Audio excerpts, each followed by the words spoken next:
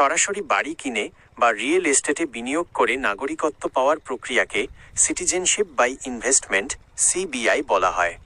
2026 সালের হালনাগাদ তথ্য অনুযায়ী বিশ্বের এমন 4টি উল্লেখযোগ্য দেশ নিচে দেওয়া হলো যেখানে নির্দিষ্ট পরিমাণ মূল্যের সম্পত্তি কিনে সরাসরি শক্তিশালী পাসপোর্ট বা নাগরিকত্ব পাওয়া সম্ভব।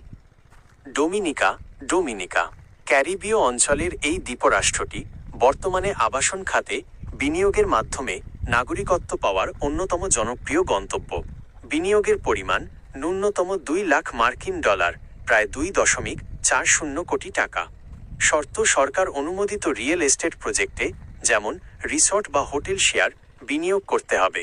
সুবিধা: আবেদনের 3 থেকে 6 মাসের মধ্যে পাসপোর্ট পাওয়া যায় এবং প্রায় 140টিরও বেশি দেশে ভিসামুক্ত ভ্রমণের সুবিধা মেলে। সেন্ট কিটস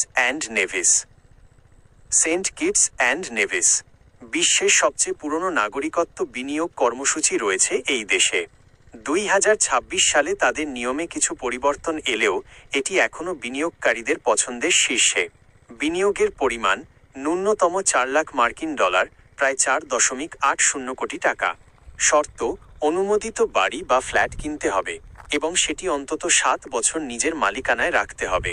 সুবিধা: এই পাসপোর্ট দিয়ে ইউরোপের সেনজেনভুক্ত দেশ সহ বিশ্বের অনেক দেশে অনায়াসে ভ্রমণ করা যায়। তুরস্ক টার্কি এশিয়া ও ইউরোপের সংযোগস্থলে অবস্থিত তুরস্ক গত কয়েক বছর ধরে আবাসন বিনিয়োগের মাধ্যমে দ্রুত নাগরিকত্ব দিচ্ছে। বিনিয়োগের পরিমাণ ন্যূনতম $4,00,000 প্রায় 4.80 কোটি টাকা। শর্ত: যে কোনো প্রপার্টি, বাড়ি, অ্যাপার্টমেন্ট বা বাণিজ্যিক জমি কেনা যায়, তবে শর্ত হল ক্রয়ের পর অন্তত 3 বছর সেটি বিক্রি করা যাবে না।